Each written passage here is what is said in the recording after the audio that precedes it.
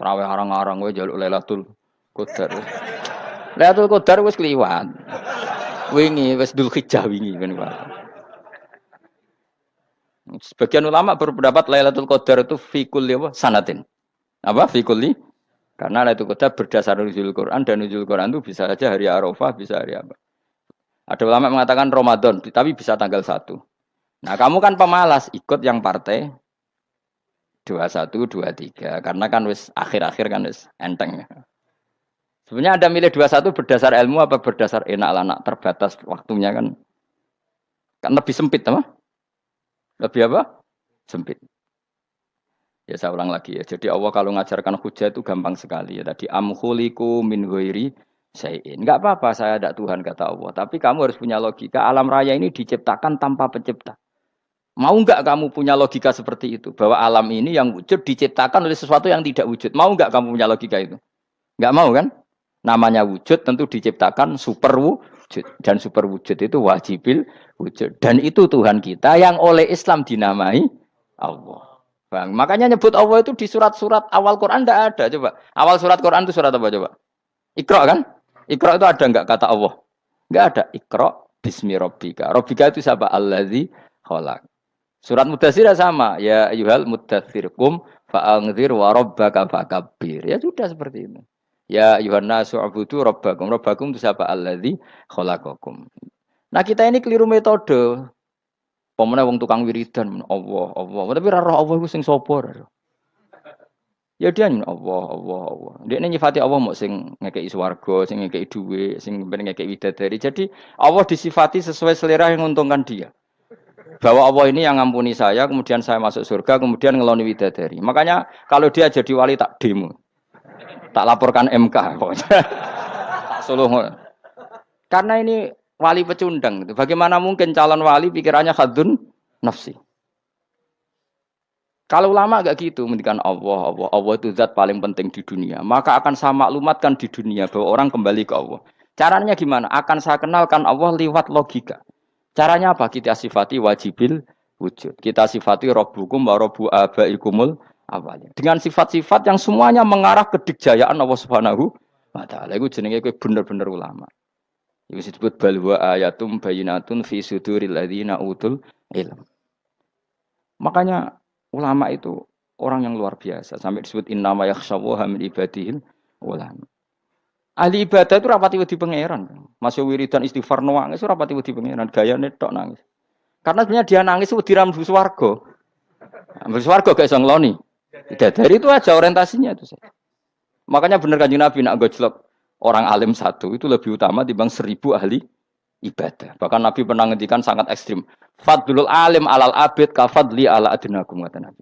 Keutamaan orang alim dibanding ahli ibadah itu sebagaimana kelas saya kata Nabi dibanding kelas terendah kalian. Padahal Nabi dengan Abu Bakar saja jaraknya sangat jauh. Itu kata Nabi fadlul alim alal abid kafadli ala adnakum. Keutamaan orang alim dibanding orang abid sebagaimana keutamaan saya dibanding sahabat paling rendah. Karena tadi abid itu ada opportunisnya. Tapi kamu jangan benci abid loh. Karena kamu ya orang alim, orang abid. Saya saja yang kritik. Saya yang tanggung jawab di depan Allah. Orang abid itu kadang kan wiridan nganti nangis. Pikirannya apa coba? Wis rasakno mungkin apa wiridan pikiran aja. Di sepuro dosane. Terus apa kan? Mlebu swarga. Terus apa kene swarga? Aku takut. Saya aku takut ayo sing ngapain mlebu swarga apa kegiatan? Rencana pertama ya, Pak. Wes gak usah munafik biasa wae. Mau inna ansa'na apa? Insya ayo kalau harus jujur apik jujur. Bandingan kalau orang alim. Orang alim itu ketika nyebut Allah itu iri ya Allah. Kenapa di dunia ini ada makhluk lain yang menandingi engkau? Saya tidak ridho. Kenapa di dunia ini ada syarik orang yang dimitrakan seperti engkau? Maka orang-orang alim ini ingin memaklumatkan bahwa la syarika lak labbaika wa huma lab baiklah syarika lak innal hamda wa ni'mata laka wal mulka la syarika lak. Sehingga para nabi itu memaklumatkan itu. Engkau saja yang Tuhan ya Allah. Semua nikmat dari engkau, semua kepemilikan ini milik engkau. La syarika lak baik. Dimaklumatkan ke dunia. Innal hamda wa ni'mat itu dimaklumatkan. Enggak ada kepikiran mereka masuk surga. Karena mereka ingin memaklumatkan bahwa Allah ini yang Tuhan. Sama tak ceritani Nabi Ibrahim dadi Khalilur Rahman, rumangsamu kakan wiridan kaya kowe ndak. Wiridannya Nabi Ibrahim sama sampean mungkin banyak sampean. Karena sampean banyak kepentingan tadi. Wali-wali dulu kalau wiridan tuh ndak sebanyak sampean ndak. Tak jamin ndak. Pemene maca lelo ping 10.000 ndak biasa wiridannya. Tapi khosyahnya sama Allah luar biasa. Pertama Nabi Ibrahim diangkat jadi khullah. Khullah itu ya Khalilur Rahman itu. Itu dia wiridannya gini. Ya Allah, innahu la yahzununi alla ara ahadan fil ghairi ya'buduka ghairi. Alla ara ahadan fil ardi ya'buduka ghairi. Sama saya hafal tak ini. Memang saya hafalkan. Ya Allah, saya ini susah sekali. Kenapa zat sepenting engkau, kemudian yang menyembah engkau hanya saya? Ini tidak fair. Makhluk yang enggak penting saja punya umat. Makhluk-makhluk yang enggak penting aja jadi pusat perhatian. Misalnya artis atau presiden atau gubernur atau tokoh top. Semuanya jadi presiden. Padahal semuanya itu makhluk yang enggak sepenting engkau. Ini zat yang sepenting engkau. Kemudian yang tahu kalau engkau penting hanya saya, ini tidak fair. Nangis dan nangis. Ini tidak fair. Innahu la yahzununi alla ara ahadan fil ardi ya'buduka ghairi. Saya ini susah Gusti, susah sesusahnya. Zat sepenting engkau, kemudian yang tahu kalau engkau penting itu hanya saya. Wah, ini tidak fair. Loh, coba kalau orang mencintai sesuatu kan gitu. Misalnya kita bojo ayu, kemudian wong liya kabeh darane elek, ki mangkel ora? Mangkel gak? Kamu beli Alphard. Kamu kira itu mobil mewah. Kemudian orang nyejajarkan podo mek keri, mangkel gak? Semua kenikmatan tuh kita nikmat karena itu diakui, ya enggak? Wes gunane apa kae ndek Alphard gawa ning Gunung Kidul. Terus wong darani ngono iku padha mek keri ambek kejangke mangkel ora kira-kira. Enggak penting mewahnya, ini tetap butuhnya pengakuan. Coba misalnya kamu jadi presiden, hidup di dunia orang sufi. Sing darane wong penting wong soleh ahli sujud, ora kakuati iki. Keteko di Barnos. Karena itu dihormati situ hanya orang apa soleh. Kakuati gak? Oh, kakuati kan. Atau kowe dadi artis top, teko ning daerah Gunung Kidul mung desa-desa, terus diundang lek.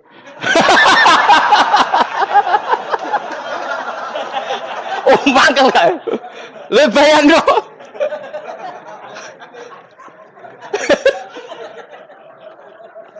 Oh, kamu menteri top, menteri BUMN, barang dolan itu iso diundang lek. Mados walang lek ngono. Oh, semua kan. Karena orang keren itu butuh pengakuan apa? Wes misalnya di bojo ayu terus wong liya kabeh darane elek ki mangkel gak? Sebetulnya orang merasa nikmat itu karena pengakuan. Bayangkan andekan orang itu melihat Alphard itu tidak wow. Orang punya Alphard gagah enggak? Oh, enggak gagah kalau orang lain enggak bilang apa? Oh. Mau misalnya digoning desa terus ana wong desa nganggep kamu model tepak terus saya mau badhe numpang wedhus kula angsal, Pak. Kagak habis kan. Makanya branded itu harus dimaklumatkan. Nah, itu bayangkan Nabi Ibrahim. Zaman itu ada Raja Namrud yang dipuja-puja, ada orang kaya dipuja-puja. Kemudian engkau yang Tuhan, pemilik langit bumi, enggak ada muja-muja engkau. Ini enggak fair ya Allah. Nangis. Ora kok kowe eling pangeran sak jam swarga Gusti. Dasar gak bakat wali. Saya itu pernah kangen Nabi Ibrahim itu sampai nangis dan itu saya tidak berdoa. Semua yang terkait Nabi Ibrahim itu saya baca, mulai surat Quran, tafsir tentang Ibrahim. Dan sampai saya di Kudiro di Takdir Allah pernah ziarah ke makamnya Nabi Ibrahim. Itu saya hampir nggak pernah doa. Saya isek. Ya karena tadi, ketika Nabi Ibrahim nangis-nangis gitu, ya Allah ini tidak fair. Engkau zat terpenting di alam raya ini, kemudian nggak ada menuhankan engkau, nggak ada yang merhatikan sama ini tidak fair. Susah sekali karena yang tahu engkau Tuhan itu saya tok. Masyhur itu sama Allah. Karena Ibrahim nangis itu terus sama Allah diterbangkan ke langit. Itu disebut wa kadzalika nuri Ibrahim malakutas sama. Di langit ada jutaan malaikat sujud, jutaan malaikat rukuk, jutaan malaikat baca tasbih. Nabi Ibrahim oke Gusti kalau gini ya benar, ini baru benar kata. Makanya terus Allah dengan keangkuhannya, karena Allah punya sifat angkuh dan itu sah walahul kibriya. Kan sifat angkuh baik untuk Allah tapi tidak baik untuk makhluknya, dan Allah dengan sifatnya walahul kibriya. Kata Allah, kalau nasihati para nabinya, kamu tidak usah susah. Jika di bumi jarang orang nyembah saya. Innalladzina 'inda rabbika yusabbihuna lahu bil-laili wan nahar wa hum la yasamun. Kamu tenang saja. Orang yang di sana di langit-langit itu maksudnya para malaikat itu bertasbih siang dan malam. Wa hum la yasamun, dan mereka tidak berhenti-henti, tidak bosan-bosannya bertasbih. Jadi Nabi itu baru terhibur kalau yang diidolakan itu keren. Itu Nabi, itu wali kutub, itu wali. Kamu enggak nyebut Allah itu sebenarnya kamu kan enggak ingin kan bangun malam ingat Allah, berhubung utamu akeh. Terus Allah mbok libatno, mbok nyaur kan sebenarnya itu. Kamu ingin jadi bupati, sebenarnya kamu enggak kangen Allah. Kamu ingin jadi bupati. Terus Allah mbok jak koalisi kan gitu. Terus malam-malam Allah, ya Allah ini hambamu ya Allah minta ini. Sebenarnya kamu kangen Allah apa kangen keinginan kamu? Terlalu menyindir banyak orang ya. Maksudnya ini cerita saja. Ya sudah ini kayaknya kok banyak yang tersindir. Tapi ini kan ngaji. Yang ngaji itu harus naik kelas. Ya sudah tidak usah diteruskin kok banyak yang tersinggung. Ya sudah tidak usah diterusin. Walau akhidu mau mengalap sapa Allah anas saya manusa bima klan perkara kasab bukan nglakoni sapa anas. Minal maasi sing pira-pira maksiat. Mata roka. Mongko ora ninggal sapa wa taala dzuriya ing atase dhuwure artayil ardi minda batin saking kewan apa wae. Nasama tegese kewan tadubu kang melata pun nasama alih ing atase arat. Kalau saja Allah ingin merusak manusia karena dosa-dosanya, pasti tidak disisakan beberapa sesuatu yang jadi kebutuhan manusia, termasuk daba, misalnya enggak ada hewan, enggak ada tanaman, enggak ada apa saja di bumi karena Allah ingin mengadab manusia. Tapi nyatanya di balik mereka maksiat tetap fasilitas kepentingan manusia ada karena sifat ghafurnya Allah, sifat rahmannya Allah. Walakin yu akhiru tetapi ini ngakhirna sapa wa hum wong akeh ila ajalin tumeka maring batas musamman kang wis ditentono. Yaumil kiamat tegese dina kiamat. Fa idza jaa mongko nalikane teka apa ajaluhum ajale wong akeh fa inna wa mongko satuna wa taala iku kana ana sapa wa bi ibadihi kan kawulan wa basiran dat sing mirsani. Fa yujazi mongko males sapa wa ing wong akeh ala amali ing atase wong ngamale wong akeh. Carane ngemales Allah tentu profesional atau prosedural fi isabatil mukminin kelawan ganjar wong mukmin wa iqabil kafirin dan nyiksa wong kafir. Ya jadi Quran itu gunanya ya membuat logika yang benar supaya orang itu menghindari kesalahan. Jadi menakut-nakuti itu kalau nggak harus tentang neraka, takut dari kesalahan, takut dari kebodohan. Kan kita juga takut kan punya pemimpin yang salah, takut punya kasus, takut kepleset. Ketakutan tidak harus dari neraka. Makanya saya berkali-kali bilang, saya sering dulu dinasihati Mbah Mun, "Hak, aku ben alim, ojo sering maca tafsir, mari goblok dari Mbah Mun." Maksudnya mari goblok itu gini, mufassir itu manusia, kadang dia itu satu ayat umum, dia mendiktekan ke satu kasus, padahal kasusnya lebih umum. Makanya berkali-kali sama nani umpama ngene, contohnya ngene, karena nanti itu mengikat. Misalnya gini ya, saya ulang lagi ya. Ben gayamu kayak wong alim. Coba andekan kapasitas Anda itu RT, minta jadi presiden, itu ngelama apa doa? Tidak jawab saja. Lama. Jatah kamu untuk azab kok jaluk Lailatul Qadar itu lama apa ndak? Mestinya jalukmu orang untuk azab itu bagus sih. Paham ya? Banyak ulama diajak istisqa enggak mau. Banyak itu lama. Ayo istisqa kita karena sudah lama enggak hujan. Kata ulama tadi, jatah kita ini kena hujan batu dari langit. Enggak hujan batu sudah bagus, enggak usah minta. Ulama macam-macam. Lah rai-rai ngene iki pantese untuk Lailatul Qadar apa untuk azab ayo jawab. Orang tuh adab wis bagus. Ya dadi dongane ya Allah. Ampun jenengan siksa la tu akhidna. La tu akhidna maknane njuk Lailatul Qadar pun ora disiksa. Ya makam kita itu masih Robbana la tu akhidna. Iku njuk supaya enggak disiksa innasina waqtuna kalau kita salah. Kowe kan enggak kalau.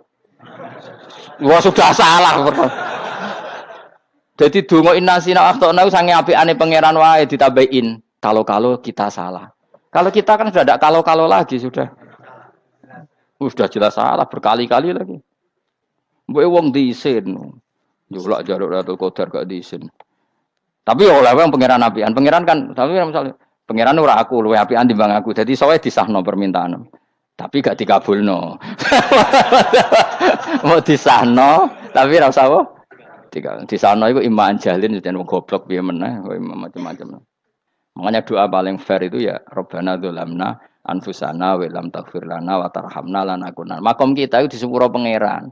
Sing bener donga traweh-traweh lho ning Tuban ning Jogja wis bener apa innaka afuwun karim tuhibbul afwa fa'fu anna. Ora ana guru-guru kita donga ya Allah anilna lailatul qadar ya Allah. Ka ora sarahku kiye kita ora ana ngajarno ngono ya Allah innaka afuwun karim tuhibbul afwa fa'fu anna. Jenengan kandat sing kathah nyepurane lan seneng nyepuro himpun jenengan sepuro. Iku wis bagus sudah. Bagus. Ndelok Lailatul Qadar gresuk ndelok srengenge. Terus ndelok angin. Angger daerah Gunung Kidul banter terus anak-anak. Boy wong tahu diri, maksud kula dia tetap minta Lailatul Qadar tapi tahu diri. Misalnya suwe bar sedekah, poso bar salat 1000 rakaat, terus utang mesti sahur, ambek togo-togo sing mbok dolimi jaluki sepuro. Pas kowe tenan mergo wis ngrasa ora dolim, nduk Lailatul Qadar. Tapi kira ngrasa ora dolim wis ujub sombong. Wong sombong ya ora berhak meraih. Lah terus piye Gus? Ora piye-piye biasa wae, pokok biasa wae. Makom kita kok ora kena adab itu sudah luar biasa. Ora penuh adab piye. Wis ngene iki wis luar biasa, napa? Luar biasa.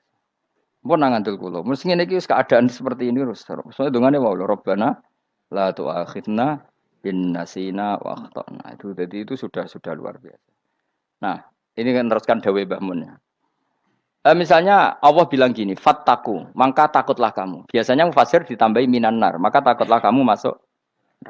Sebetulnya yang perlu dihindari dari kita, takut itu ya, takut salah, takut bodoh, takut terdolimi, takut mendolimi orang lain, takut hidup tidak ada gunanya. Tapi mufasir tentu milih yang populer, takutlah kamu dari api neraka. Coba misalnya gini, kita nanti masuk surga. Kemudian zaman di dunia kita tidak pernah berkampanye ya atau berkontribusi untuk agama Allah. Cara saya itu izin.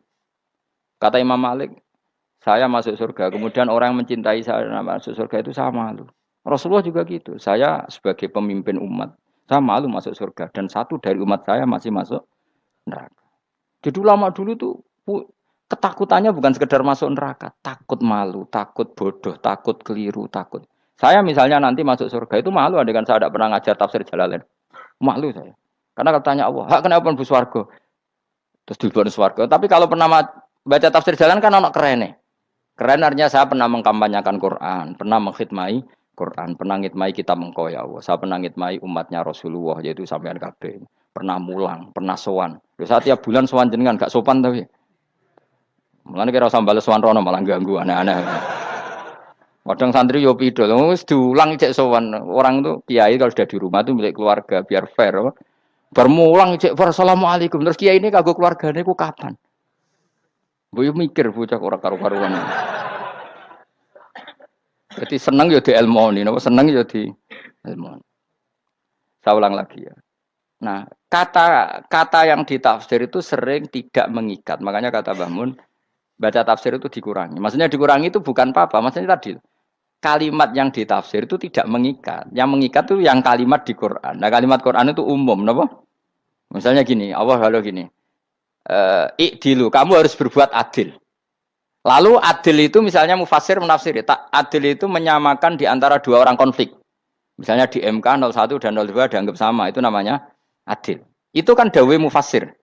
Atau misalnya gini, Allah bilang gini ke saya, hak kena jadi kiai sing adil. Terus adil ditafsiri orang, adil itu menyamakan sesama murid, haknya sama. Nah, tapi bisa saja adil itu di luar itu semua. Misalnya gini, ternyata adil menurut Allah gini. Adil maknanya seimbang, apa? Adil itu maknanya apa? Seimbang. Lalu keseimbangan seorang hamba adalah dia ingat Allah lebih banyak. Karena ini bandul yang benar-benar nyata. Allah itu nikmatnya nyata. Sehingga ketika saya sebagai orang alim ingat saya alim itu karena Allah, dikasih ilmu Allah, dikasih cerdas Allah, dikasih semuanya dari Allah. Sehingga saya itu tidak merasa kumuluhur pada kalian karena semua ini dari Allah. Kemudian Allah sendiri yang memerintahkan, kamu harus mengajar. Maka saya ada arep-arep salam templek sampeyan, penghormatan sampeyan, apresiasi sampeyan karena saya hubungannya hanya dengan Allah Subhanahu wa Ta'ala. Itu namanya adil, meletakkan sesuatu proporsional. Itu juga adil namanya. Makanya seseorang itu enggak bisa dikatakan abid selagi belum tahu kalau ibadahnya minallah. Jadi misalnya ke ibadah tok. Ternyata kamu yakin itu ibadah kamu, amal kamu itu belum abid. Abid hakikat adalah alhamdulillah alladzi hadana li hada wa ma kunna linahtadiya laula anda tahu. Ketika kita sujud yakin ya Allah alhamdulillah jenengan menakdir saya sujud. Saya salat alhamdulillah engkau menakdir saya salat. Sehingga minallah dulu pikiran itu semua kebesaran kemendahan ini minallah dulu. Baru setelah minallah kita yakin billah. Setelah billah juga yakin ilallah. Misalnya gini Allah itu. Setelah saya ngajar tafsir Jalalain, kepentingan saya satu. Hamba-hambanya Allah menjadi tambah mencintai Allah. Tidak mencintai saya, enggak penting sampean mencintai saya. Makanya Imam Syafi'i tiap ngajar bilang begini. Wadittu annal khalqa ta'allamu hadzal ilma wala yahmadunani. Saya senang kalau kalian belajar fikih sama saya, tapi kamu enggak usah muji saya. Jadikan fikih ini alat taqarrub kamu kepada Allah. Itu namanya minallah wa ilallah. Itu adil. Tapi adil yang dijelaskan ulama beda-beda tadi. Ada mengatakan adil adalah proporsional antara murid, antara keluarga dan murid. Meskipun kamu senang mulang, jangan merantarkan keluarga, itu udah adil. Itu kan versi, no? Maksudnya Mbah Mun, kamu jangan terjebak versi-versi dalam tafsir. Paham ya? Karena Allah hanya ngetikan i'dilu wa aqrabu. Paham ya? Tapi kan penjelasan adil ini orang versi. Paham ya? Ada yang nulis adil adalah meskipun mimpin masyarakat, ya ingat keluarga. Karena sing tukang wayo kan nafsirin adil adalah karena laki tidak cukup istri satu, maka ya kan yo repot kan. Tapi kalau kadung istrinya 3 atau 4, adil adalah harinya sama meskipun janda dan perawan. Jari sing lanang gak adil adalah proporsional. Sing wis suwi dikumpuli dikurangi. Yang baru ya mungkin kabeh enggak kalau nuruti. Mungkin enggak? Ya, tapi itu kan versi, nama. Maka kata Mbah Mun itu memang saya itu merasakan, saya sebagai mufasir merasakan memang saya kan sering baca Jalalain beda dengan tafsir Munir, nanti beda dengan tafsir Qurtubi. Saya beri contoh misalnya. Dan kamu pasti salah jawab ini. Kalau kamu benar berarti ya alim tenan. Wa idza darabtum fil ardi falaysa 'alaikum junahun an taqsuru minas shalah. Orang kalau pergi itu boleh enggak ngosor salat? Enggak, jawab saja. Boleh kan? Ngosor salat itu apa? Misalnya salat asar 4 jadi berapa? 2. Kalau isya jadi 2. Kalau subuh? Enggak, sudah maju lah. Maghrib? Enggak, kan yang bisa dikosor hanya berapa? Yang rubaiyah, yang apa? Berarti kamu yakin, antak suruh minas sholat artinya 4 jadi 2, yakin? Enggak, jawab saja. Yakin. Nah itu termasuk orang pinter. Ya. Berarti ilmu lagi sak trip. Ya? Sebetulnya kata Imam Qurtubi enggak. Ayat itu kan hanya bilang gini, kalau kamu bepergian, maka kamu boleh menyendak sholat. Qasru itu memotong. Dari aturan yang dulu 4 menjadi 2. Sebetulnya tidak hanya itu tok. Aturan tidak boleh membawa najis menjadi boleh. Aturan harus tumak ninah menjadi tidak harus tumak ninah. Misalnya kamu sholat dalam keadaan perang. Wajib tumak ninah apa boleh sambil lari-lari? Boleh sambil lari-lari. Boleh gak ketika perang kamu sholat sambil menghadap tidak ke kiblat? Boleh. Makanya antak suruh minas sholat maknanya apa? Jika kamu pergi, maka dalam konteks itu kan perang ya. Ayat itu memang konteksnya perang. In khiftum ayyaftinakumul ladzina kafar. Jika kamu dalam keadaan perang, maka boleh memangkas apa yang pernah wajib dalam aturan sholat. Paham ya? 4 menjadi 2. Keharusan menghadap kiblat menjadi tidak wajib. Membawa najis sholat sah enggak? Enggak kan? Tapi kalau dalam perang, kemudian pedang kamu ada najisnya, boleh dibawa enggak? Boleh. Jadi maknanya taksuru a'ammu min ayakuna qasra salat wa a'ammu min ayakuna wajibati salat yang sekarang enggak wajib. Semua itu namanya juga meringkas kewajiban. Berarti nak mana nih, Bi? Jika kamu dalam keadaan perang maka boleh memangkas sesuatu yang dulu wajib menjadi tidak wajib, yang dulu haram menjadi boleh. Tapi mufassir mencontohkan qasru salat hanya 4 menjadi 2. Dong ya. Oh ya, nek alim ngono tenan wis dokter tafsir sah. Engko tak iki sudah dhewe. Tapi ora perlu orang lain ngakui. Jadi itu contoh kecil. Jadi mufasir karena kebetulan dia taunya hanya qasru salat itu 4 jadi 2, dia itu. Padahal di tafsir lain diterangkan qasru itu artinya menyingkat atau mencendak atau memangkas. Dulu wajibnya sholat itu nggak boleh bawa sesuatu yang najis. Tapi kalau sholat dalam keadaan perang dan pedang kamu ada darahnya, boleh nggak dibawa? Boleh. Bahkan Allah menyuruh dibawa. Dan boleh nggak madhep kiblat. Fa in khiftum farijalan auruk banat lagi fa idza amintum fadhkurullaha kama 'allamakum. Ketika keadaan aman baru sholat sesuai standar. Nah, berarti kan ada qasru sholat, ada pemangkasan aturan sholat. Kayak misalnya begini. Dalam keadaan normal, boleh nggak kamu motong pohon pisangnya tetangga tanpa izin? Nggak boleh kan? Tapi misalnya ada banjir bandang, kemudian kamu bisa selamat kalau motong itu. Wajib izin apa malah haram izin? Haram izin, harus kamu langsung potong. Karena kalau tanpa begitu kamu Dan yang punya wajib meridhoi. Kalau nggak meridhoi disalahkan syarak malah. Paham ya? Jadi ini penyolongan yang wajib. Tapi tak sebab potong kayak ngelangiin, terus gedangnya bepangan, itu berlebihan. Karena Allah memaklumi hanya untuk ngelangi. Jebule wis menisan lah itu di luar izin syariat apa? Di luar izin syariat. Itu melampaui batas itu. Syaratnya boleh itu ghairu baghiw wala adfamani turra itu darurat syaratnya ghairu baghiw wala dan tidak boleh melebihi batas. Ora ape ngetok gedange jupuk sik. Sing mateng dipangan terus diketok. Ora oleh. Paham jelas ya. Makanya kalau ngaji tafsir ya saya kan berkali-kali ada makna di tafsir Imam Suyuti saya tambahi umpamanya ini. Maksudnya umpama itu supaya contoh itu tidak mengikat. Jadi yang disebut beliau itu satu dari sekian potensi ribuan contoh.